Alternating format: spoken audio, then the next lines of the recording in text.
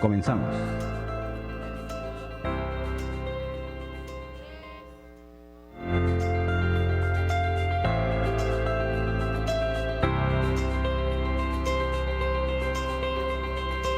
¿Qué tal? Muy buenos días, bienvenidos al programa Todos Somos Noticias, que se transmite por el canal 8 de televisión y la señal del Instituto Estatal de Radio y Televisión en general, en redes sociales, Megacable, la señal del 108.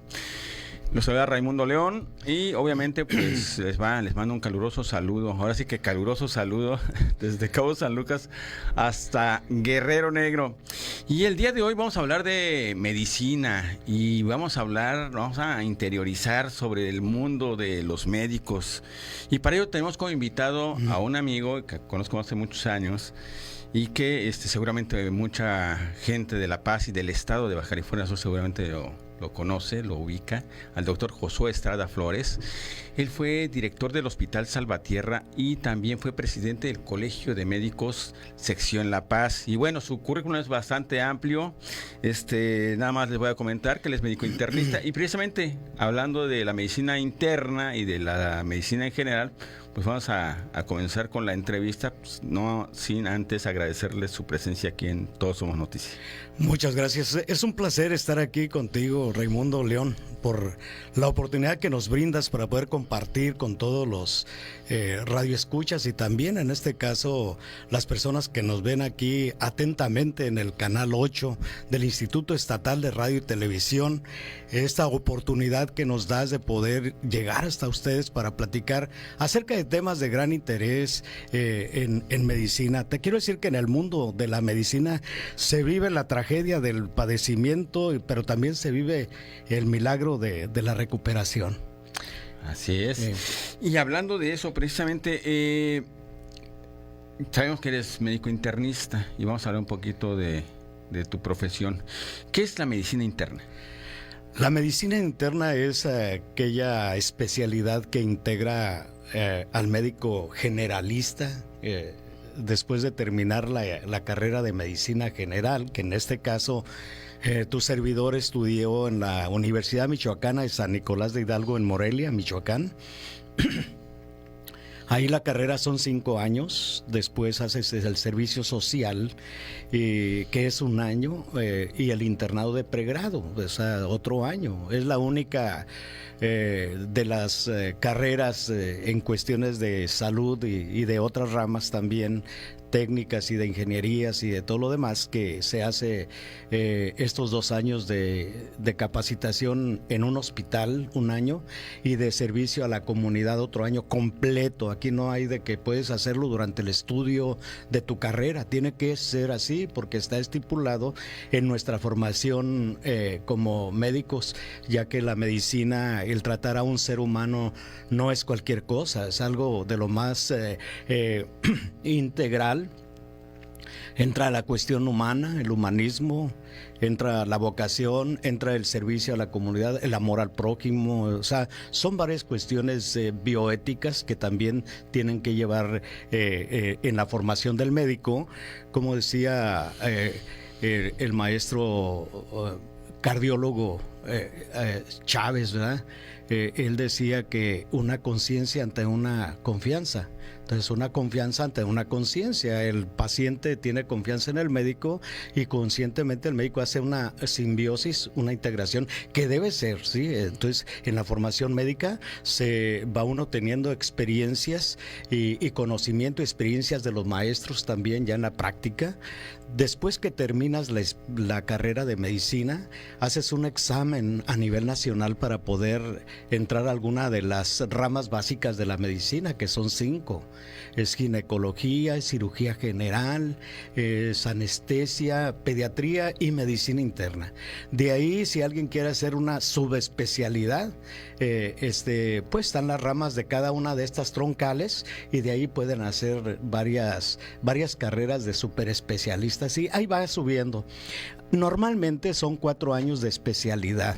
A nosotros todavía nos tocó hacer 3 años de medicina interna y bueno, actualmente son 4 años. Si quieren hacer otras, son 2, 3, 4, 5, 6 años. Si quieren, es decir, un cirujano puede hacer Primero cirugía general, después puede hacer cirugía de tórax o puede hacer cirugía gastrointestinal, puede hacer urología, puede hacer varias ramas de la cirugía. Y en medicina interna pueden hacer gastroenterología, obviamente no quirúrgica, neurología, neumología, nefrología, dermatología, todas estas ramas que vienen implicadas para las subespecialidades. Ahora bien, es decir, alguien quiere más, bueno, puede ser algo que hace gastroenterología, puede ir a lo que es la hepatología. Y los quirúrgicos se van hacia el trasplante, porque hay gastroenterología quirúrgica, hay gastroenterología médica, o sea, no quirúrgica, y de esas hay ramas, hay hepatólogos y trasplantólogos de hígado, el manejo del páncreas, el manejo de cosas más especializadas. O sea que se van especializando cada vez más en cuestiones muy específicas. Definitivamente tiene que ir superando, creciendo, y hay centros aquí en el país de estas superespecialidades. Es decir, un neurólogo llega hasta el momento de buscar e investigar acerca del tratamiento del Alzheimer o del Parkinson, o un neurocirujano puede involucrarse, solamente especializarse en cuestiones de tumores de la línea media, que es onconeuro. Ya esto es más grande. Y si siguen, por ejemplo, en radiología, llegan el momento de manejar lo que es desde el yodo radioactivo y llegar hasta el gamma knife, que es un rayo para que se usa en cuestiones de neuroendocrinología a nivel de la silla turca. Entonces, son súper especialidades. Entonces, el uso de radiación que actualmente en oncología se utiliza, ¿no? La aplicación de semillas de radiación o el rayo láser.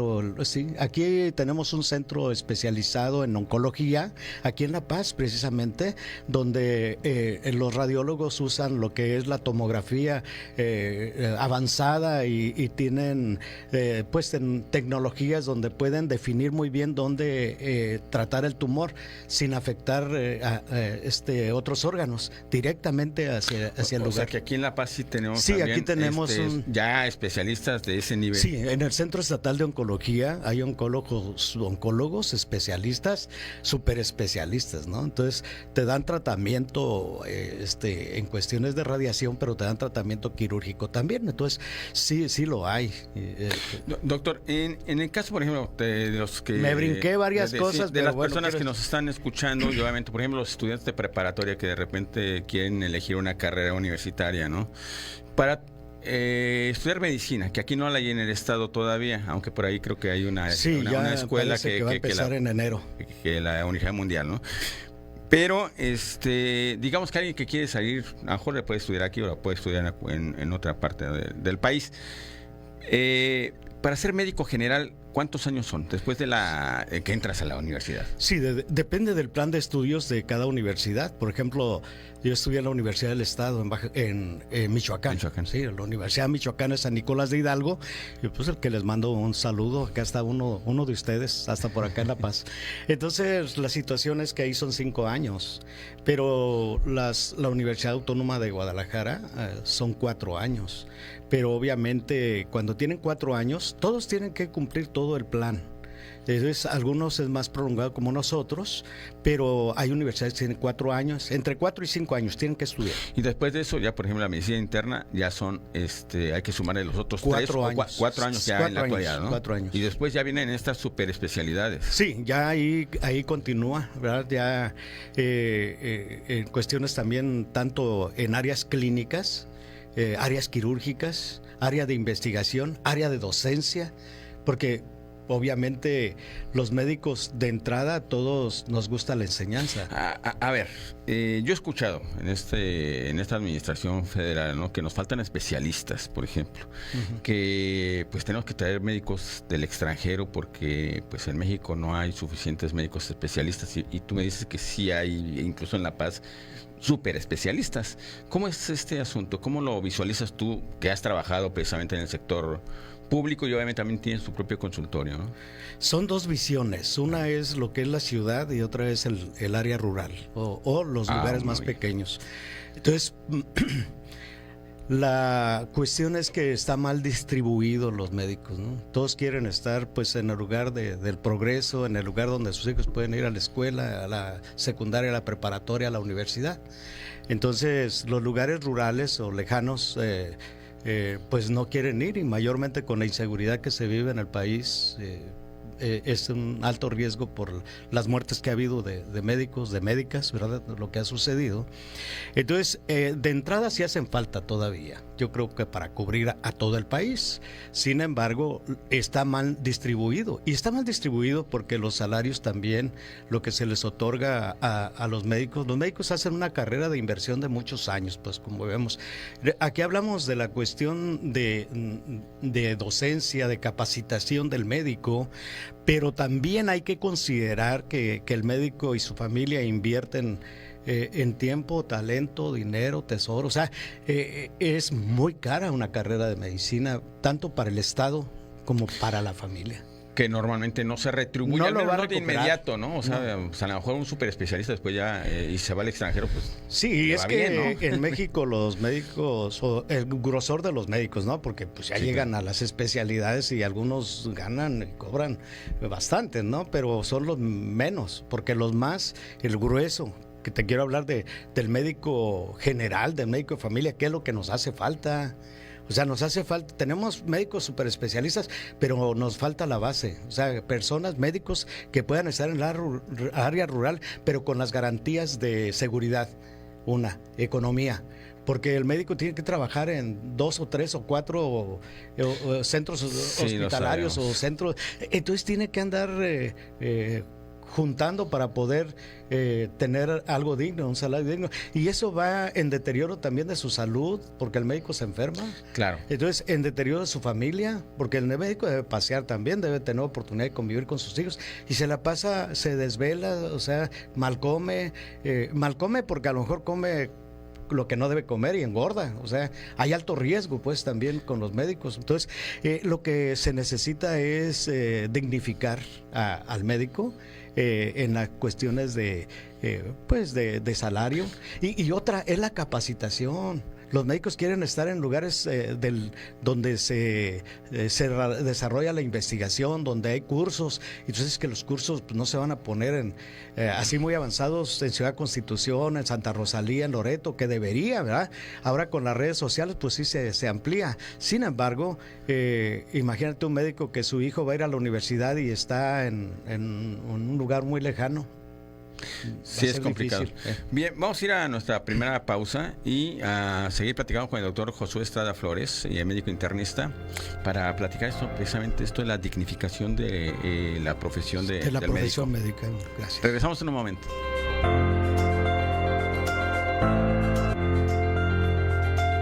Todos somos noticia, todos tenemos una historia que contar. Participa. En un momento regresamos.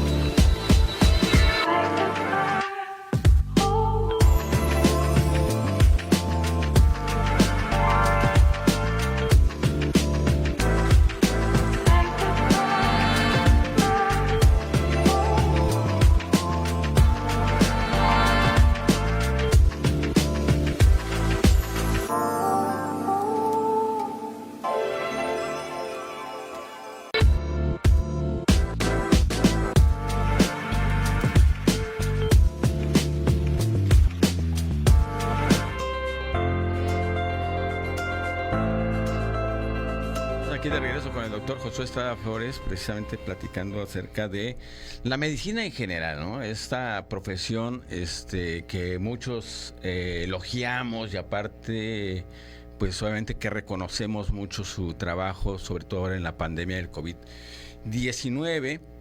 Pero estábamos platicando acerca de la dignificación de la medicina. A veces, obvio, ¿no?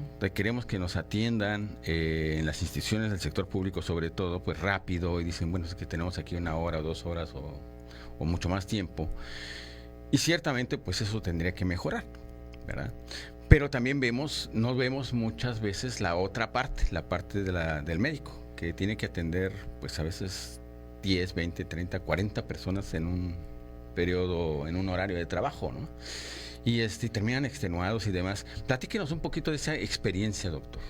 Mira, aquí la cuestión anteriormente, hace muchos años, la relación médico-paciente era directa, o sea, no había intermediarios, entonces el médico trataba al enfermo y se hacía responsable del enfermo y le daba el tiempo que requería un paciente, porque alguna enfermedad complicada puede tardar hasta 1 hora en la entrevista, entonces otras pueden tardar 5 minutos, 10 minutos, los que son subsecuentes.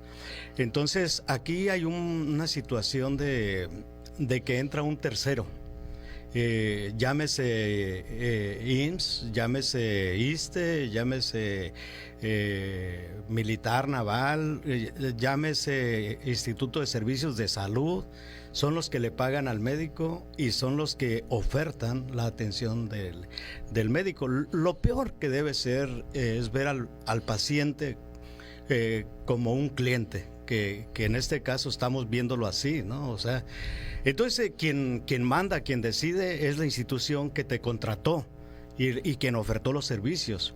Pero ponen sus reglas, le dan al subsecuente 15 minutos y si es primera vez, media hora. Yo ahí me quedé, ¿no? Entonces, ¿cuántos pacientes puede ver un médico en la consulta? Dependiendo de las horas de consulta, pues son 3 horas. Si ve 4 subsecuentes ya lleva 2 horas. Y si ve otros 4 de primera vez, 2 horas. Si ya 4 subsecuentes ya es 1 hora. Entonces, aquí es donde entra la situación, pues ya el médico ya no es tan responsable en el sentido del tiempo, Entonces, si yo me tardo más, obviamente me van a exigir que salga más rápido. No es así, la medicina no es de tiempos, no es de clientes, es de pacientes. Y eso se ha perdido cuando al médico le ponen 30 pacientes para verlo en 2 o 3 horas. ¿Cómo va a atender a esos enfermos? Prácticamente va a estar llenando nada más las recetas, preguntándole básico, no va a tener la oportunidad de explorar, que es uno de los problemas. La medicina en la cuestión clínica, primero pues es un interrogatorio, o sea, interrogas por aparatos y sistemas, integras diagnósticos, luego exploras para comprobar lo que tú estás pensando. Eso se llama historia clínica. Entonces, imposible que en poco tiempo tú puedas hacer el interrogatorio. Ahora bien, antes de ver los estudios de laboratorio, porque los estudios de laboratorio son para corroborar lo que tú estás viendo junto con la exploración clínica. Entonces, es difícil. Ahora, el gran número de afiliados, pareciera ser que ahora se premia al paciente, o sea, es el buen paciente el que casi está sano, ¿no? O sea, que no es diabético, ni hipertenso, ni obeso, o sea, alguien ideal, ¿no? Es el ideal de un paciente bueno y que no exige nada, ese es un paciente bueno. Pero un médico bueno, pues es el que saca todo muy rápido, o sea, ese es el buen médico, ¿no? Para la institución que te contrató. Entonces, discúlpenme, pero que no así no es. ¿No? Aquí yo diría que los médicos deben empoderarse.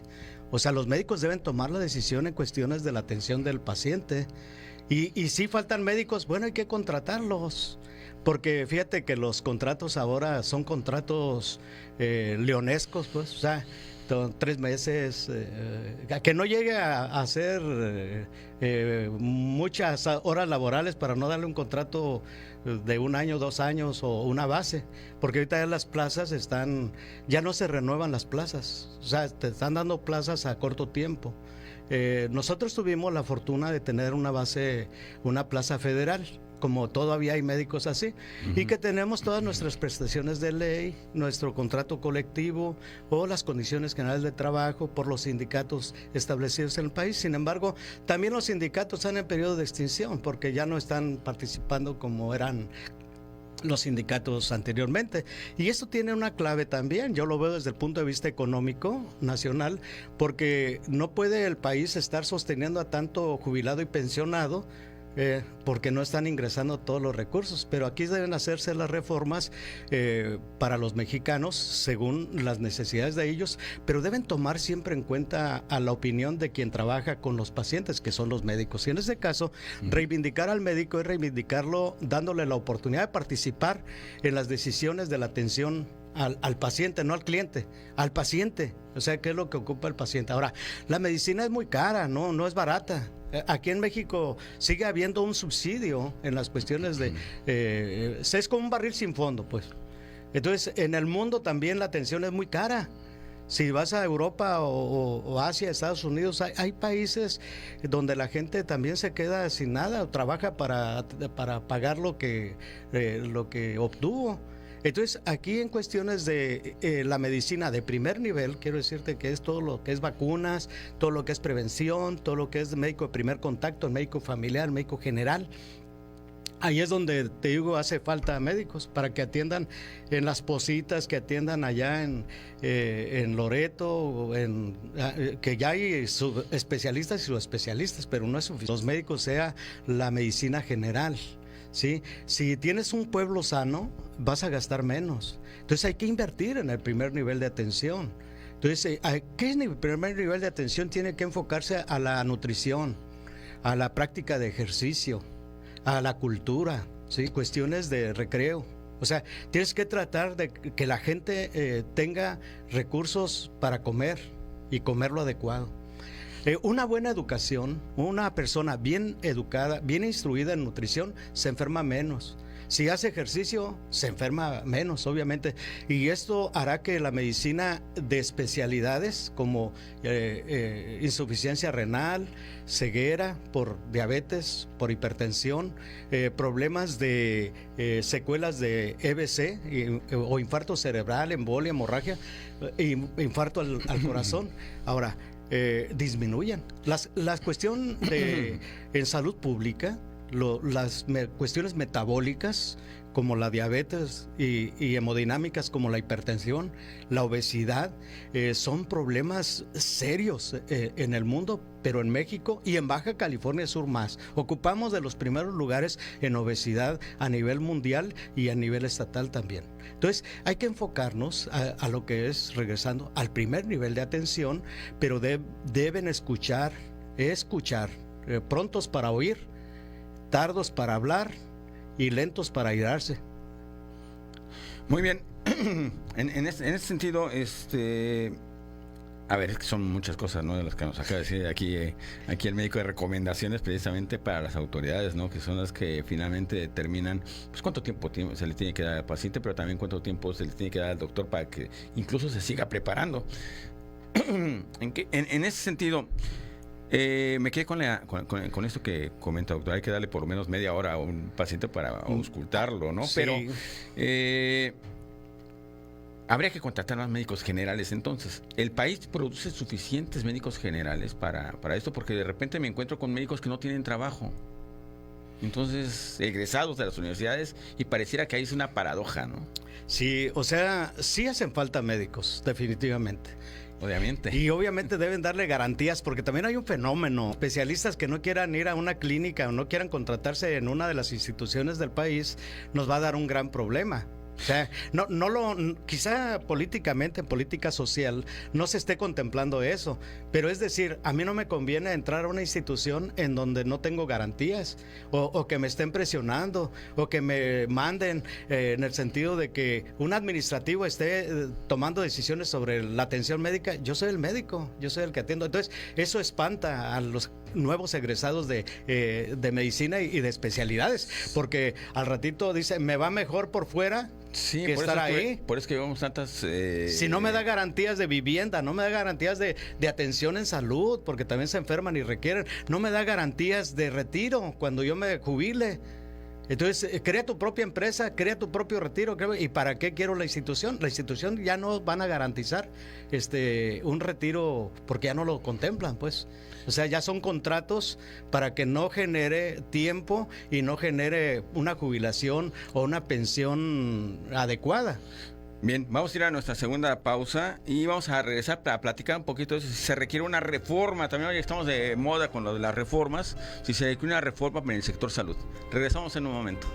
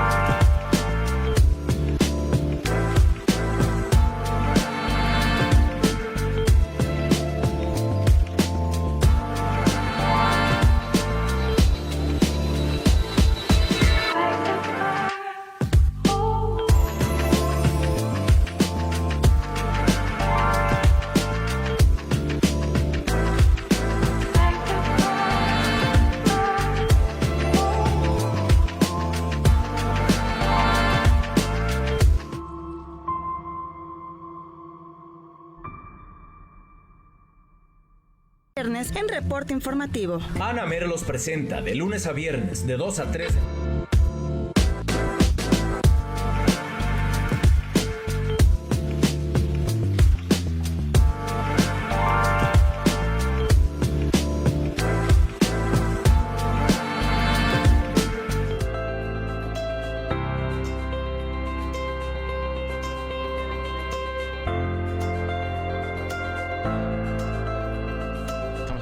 En el programa Todos Somos Noticia, platicamos con el doctor Josué Estrada Flores, médico internista, exdirector del Hospital Juan María de Salvatierra y pues también expresidente del Colegio médico de La Paz, pero de la sección, de la sección. Oye, aquí ahorita de la que me ciudad, acuerdo, también estuve en el Sindicato de Salud 4 años. ¿no? Y en el sindicato. En el sindicato de ahí en Vigilancia y Justicia estuve Bueno, ahorita ya que me estás diciendo lo del interesante. sindicato, pues debes de... Por eso hablé cosas del sindicato. Sí, ahorita que estaba vamos a hablar mencionando. entonces de esto que nos quedamos pendientes, ¿no? De la ¿Cómo no? reforma del sector salud, porque yo escucho, todos los mexicanos escuchamos de que pues sí aspiramos a tener pues una salud pública pues del nivel de Dinamarca o de los países nórdicos, Suecia, Noruega, ¿no? Donde obviamente el nivel de atención pues es muy importante, muy alto, pero ahorita platicamos fuera de cámaras aquí con el doctor Josué Estrada, pues de que allá pues también la cuestión tiene que ver mucho con el gasto que se hace en el sector salud y también en el tema de impositivo, ¿no? O sea, los impuestos en Dinamarca, en Noruega, pues también son diferentes a los que se pagan en este país. Entonces, ¿cómo está ese asunto? ¿Sí podemos aspirar a tener un sector médico de ese nivel? ¿Y qué nos hablarías de una posible reforma al sector salud? Yo creo que el problema de México ha sido salud y educación. Son dos problemas serios. No creo que debe quedar en manos de los políticos estos temas. Creo que la sociedad civil organizada debemos participar, pero quien ostenta el poder, el gobierno, debe dar todas las oportunidades para socializar los temas que se vayan agendando en las cuestiones legislativas, sí, porque ese es un gran problema, que te asesores de 1, 2 o 3 personas porque son tus amigos. Entonces, creo que tenemos organizaciones grandes en cuestiones de medicina. Nosotros tenemos una organización a nivel nacional y hay una federación nacional de médicos. Están los institutos de investigación en el país también.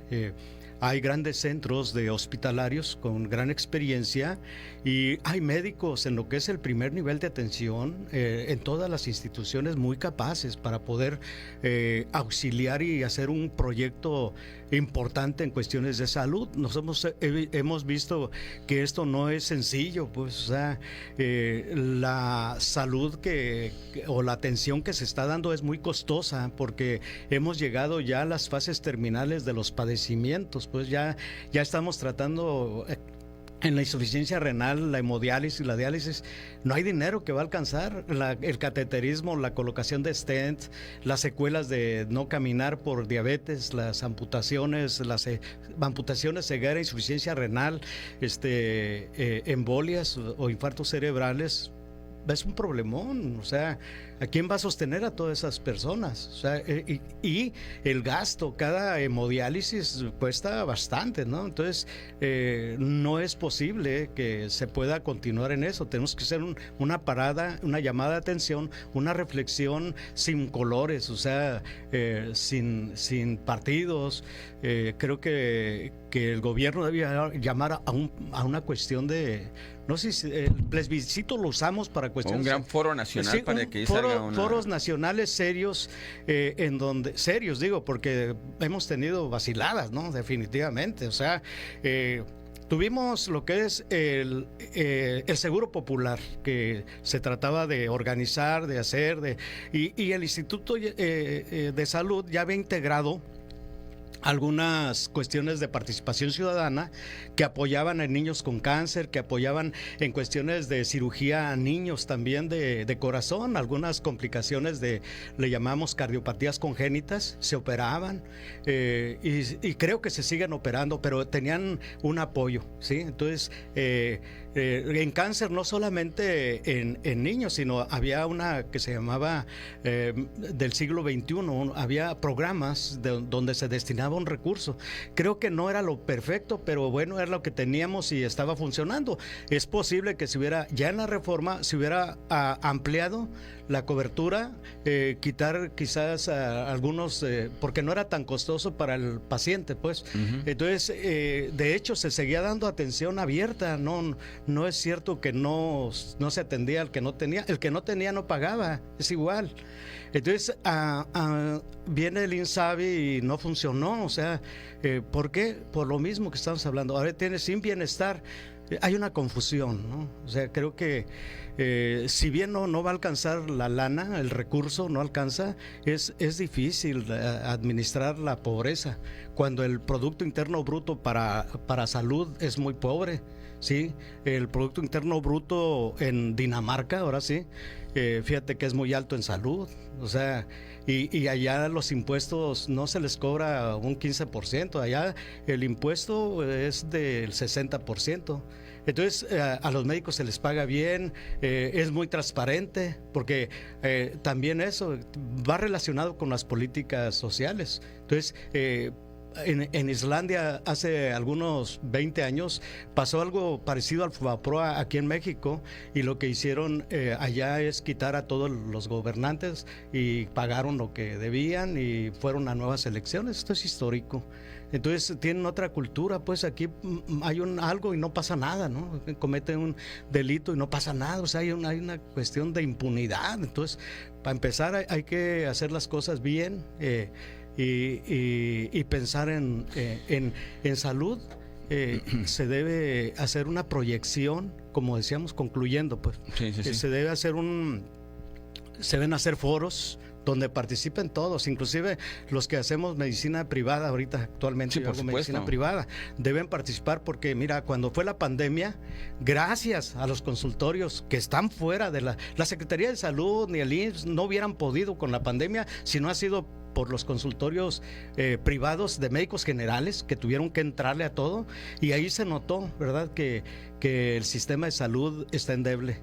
Digo, como el sistema que ofertamos como mexicanos, porque en lo particular esos, no quiero decir el nombre, pero hay en una colonia hay como 3 consultorios de esos. Gracias a eso se soportó. Sé que decirlo, similares, los IMSS, las farmacias que pues estaban abarrotadas atendiendo, porque los hospitales pues no cabía la gente, y muchos médicos, hay que decirlo, no le entraron a la pandemia. Sí, y eso no se puede normalizar, no puede ser que el sector salud público pues deje o descargue parte de su responsabilidad en la parte de estos consultorios privados. Y a lo mejor esos médicos, si tuvieran buenas prestaciones, estarían en las instituciones públicas. Así es. Mira, los centros de salud, varios de ellos están endebles, o sea, y tú sabes que el gobierno pues hace lo que puede con lo que tiene también, o sea, si no les dan recursos no pueden llevar a los médicos a arreglarlos. Están arreglando. Tampoco hay que decir que el gobierno tiene la culpa, no, o sea, no hay que ser así. La salud empieza en la casa. Nosotros como ciudadanos debemos empoderarnos en cuestiones de salud. O sea, se preocupan más por los carros, que anden encerados, que tengan las llantas bien y todo, pero no cuidan su carro, su cuerpo, no cuidan su hígado, no cuidan su corazón, no cuidan su cerebro. Si hay algo valioso que debemos cuidar, es nuestra salud, es lo que tenemos, es nuestra mayor riqueza, pero no le estamos invirtiendo como ciudadanos. Digo, ya hablamos del gobierno, sí, el gobierno hace lo que puede con lo que tiene, que no es lo ideal, y hablamos de ir a una área de reformas donde se involucren a todos, o sea, hay que escuchar a todos. Sí, pero antes de corregir, pero antes de eso hay que prevenir, ¿no? Porque hablando de las enfermedades crónico-degenerativas, que son las que tienen un alto costo para la medicina en este país, para el sector salud, resulta que estas enfermedades son prevenibles. Pues yo diría que casi todas, ¿no? La diabetes es prevenible, la hipertensión arterial, las enfermedades de corazón, y tiene que ver mucho con la alimentación y nuestra forma de vivir de la vida, ¿no? O sea, tocas un punto muy importante. Mira, si mi mamá es diabética, pues yo soy prediabético. Si es hipertensa, yo soy prehipertenso. Si es obeso, pues obviamente, ¿qué debo hacer? Uno, hacer conciencia de que esa herencia me viene para mí. Entonces hay que corregir los hábitos. Y ahí es donde debemos trabajar como ciudadanos, ¿sí? Disminuir los carbohidratos, disminuir la sal, disminuir las grasas, disminuir la comida chatarra, comer verduritas, comer frutas, hacer ejercicio, comer pollito, pescado, huevo. Aquí tenemos mucho pescado, o sea, sí hay manera. Entonces, ¿qué hacemos? Lo más fácil, ¿no? O sea, comer lo que no nutre, más bien. Por una hamburguesa, por un hot dog. Y si ya tienes herencias, pues cuídate. Entonces, te va a salir más barato igual. O sea, trasládalo a las personas. Te sale más barato invertir en ti. Ahora, la riqueza que tenemos en nuestro ser se llama cerebro.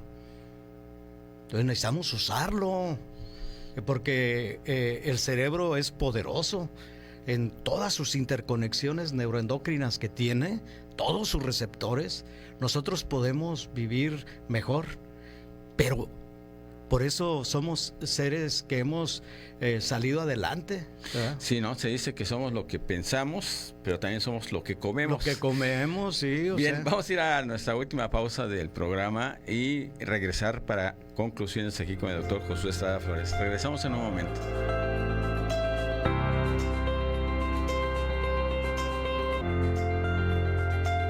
Todos somos noticia, todos tenemos una historia que contar. Participa, en un momento regresamos.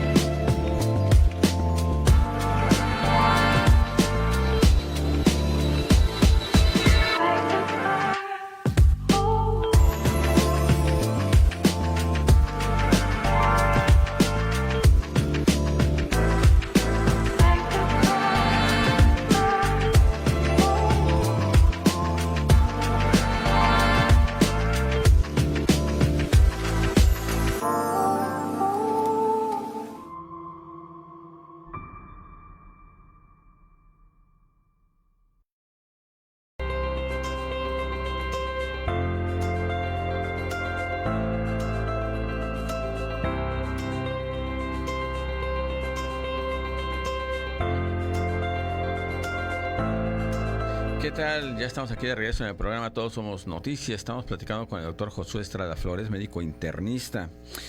Y pues hemos estado platicando un poquito de todo el panorama de la salud en México, el panorama de los médicos Y obviamente pues también hay que hablar del panorama de las enfermedades. Claro ¿no? que sí. Ya nos decías que aquí en Baja California Sur pues somos, tenemos primeros lugares en obesidad, hipertensión arterial, enfermedades del corazón. De hecho, las enfermedades del corazón son en primer lugar en muertes aquí en Baja Así California es. Sur. Y uno se preguntaría por qué hay tanto enfermo, por qué nos enfermamos tanto del corazón aquí, qué es lo que estamos comiendo, o qué es lo que no estamos haciendo o estamos haciendo mal. Sí, mira, son las enfermedades cardiometabólicas, así se involucra lo que es la enfermedad del corazón, que va muy ligada a la cuestión de la diabetes, a la cuestión de la obesidad, a la cuestión de la hiperlipidemia, que quiere decir aumento de colesterol y triglicéridos.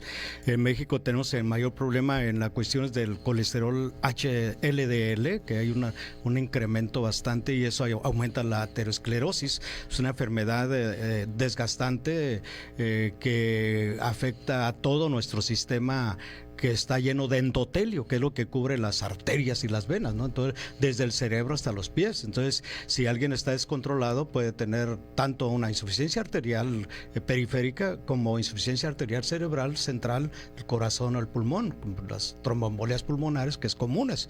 Entonces, ¿qué debemos hacer? ¿O por qué se debe? Bueno, en parte la herencia, que no nos podemos zafar de ella. Sin embargo, podemos modificar los factores de riesgo. Entonces, mantener un peso adecuado, ideal, el practicar ejercicio. Antes, ¿por qué no se veía tanto esto? Bueno, pues porque la gente caminaba más, trabajaban en el campo, ahora se trabaja más en la ciudad y el campo, entre paréntesis, está quedando solo por falta de programas de apoyo para que no se vengan a la ciudad, ¿sí? Entonces necesitamos producir, esa parte, ¿no? Pues, otro tema, pero estamos muy ligados nosotros a la producción de alimentos. Si no los producimos, los vamos a tener que importar. Y también tiene que ver los excesos o las deficiencias. Las personas se enferman por comer mucho o por no comer nada. Aquí nos enfermamos por comer mucho, y comer mucho en el sentido de altas cantidades de proteínas y altas cantidades de carbohidratos. Los carbohidratos, pensamos que cuando tenemos colesterol alto, que la carne, que esto, que no. Los carbohidratos son los encargados de aumentar los niveles de colesterol, porque se va depositando, ¿sí? La gente no tiene aumento de colesterol por herencia, pero es que no producen algunas enzimas que hacen que degrade el colesterol. Entonces puede haber personas delgadas y con colesterol alto, o va a haber personas obesas y que no tengan colesterol muy alto, ¿sí? O sea, eso también es importante en las cuestiones de herencia, pero en general va ligada esta enfermedad con estas enfermedades que te estoy mencionando, y que a nivel mundial, aunque no es una enfermedad infecciosa, se puede considerar una pandemia del siglo XXI. Bien, hablando de carbohidratos, porque desde ahí debe comenzar la educación de los alimentos, ¿no? ¿Cómo se dividen los alimentos? ¿Son carbohidratos, proteínas? Y grasas, o sea, grasas, ¿no? Si es una persona que trabaja en la construcción o en el campo, o trabaja caminando mucho, pues debe comer más proteínas y más carbohidratos. ¿Que las encontramos dónde, las proteínas y los carbohidratos? Las proteínas se encuentran principalmente en las carnes, en la carne de res, de cerdo, en caprino, y bueno, en el huevo. Y algunos también alimentos como vegetales, algunos pues... ¿Y los carbohidratos? Los carbohidratos, principalmente lo que es el pan, los derivados del trigo, ¿sí? El maíz, o sea, la tortilla, Bueno, eso, las gorditas. Eso explicaría en parte este problema sí, que los tenemos, carbohidratos, ¿no? pero hay un gran problema también, el azúcar. Okay. O sea, no deberíamos consumir prácticamente el azúcar.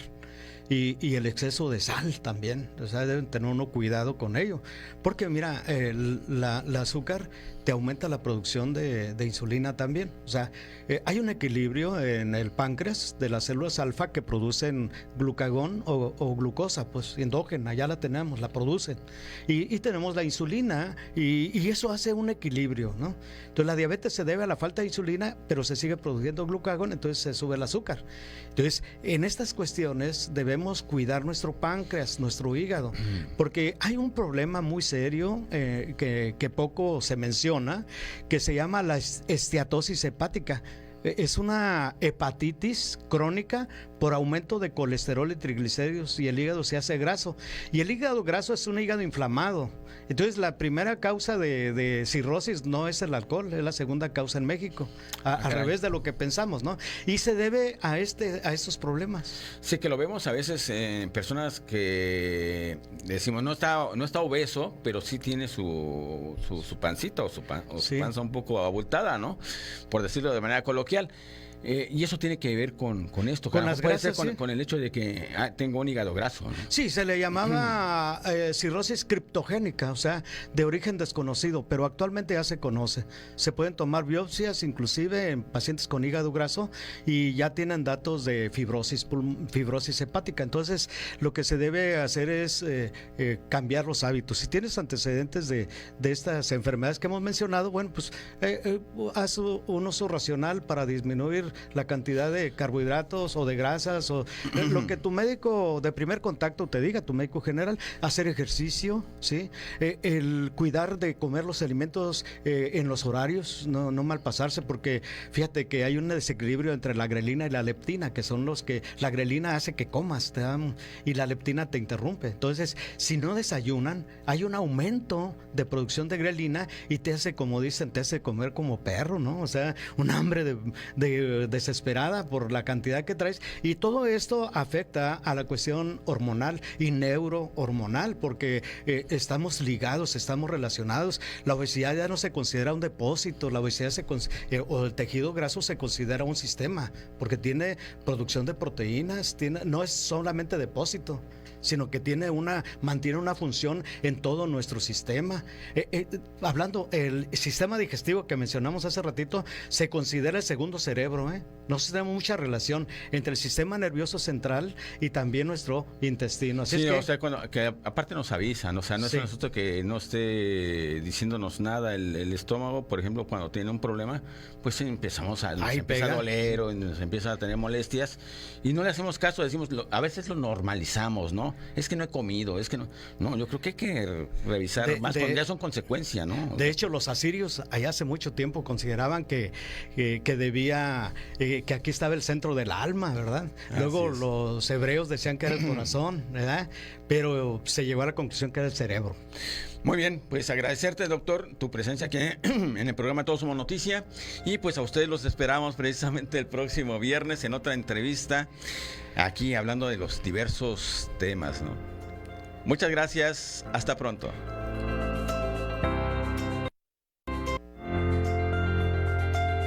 Todos somos noticia, periodismo con responsabilidad social. Los esperamos en la próxima emisión.